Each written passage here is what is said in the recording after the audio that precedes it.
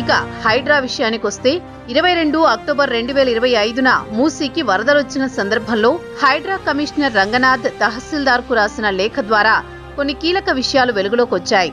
కోకాపేటతో పాటు నార్సింగి వంటి ప్రాంతాలు ముంపునకు గురవడానికి ప్రధాన కారణం ఆదిత్య కేడియా రియల్టర్స్ సంస్థ నిర్మాణాల్లో అవసరమైన మార్పులు చేయకపోవడమేనని ఆ లేఖలో రంగనాథ్ పేర్కొన్న విషయం నిజం కాదా?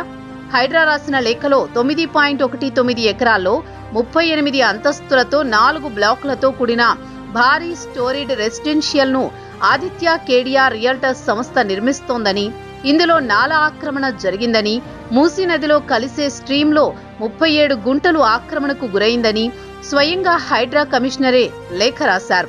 16 మీటర్ల మేర నాలా మూసివేయడంతోనే కోకాపేట నార్సింగ్ ప్రాంతాలు వరదలతో మునిగిపోయాయని లేఖలో ప్రస్తావించిన సంగతి నిజమా కాదా?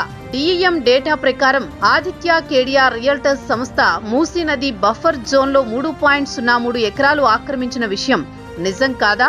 మూసీ పరివాహక ప్రాంతాల్లోని భారీ అపార్ట్మెంట్లు, హైరైజ్ బిల్డింగుల వల్ల ముంపు సమస్యలు తలెత్తుతున్నాయని అధికారులే తేల్చి చెబుతున్నా వాటిపై చర్యలు తీసుకోవడంలో ఎందుకు జాప్యం జరుగుతోంది?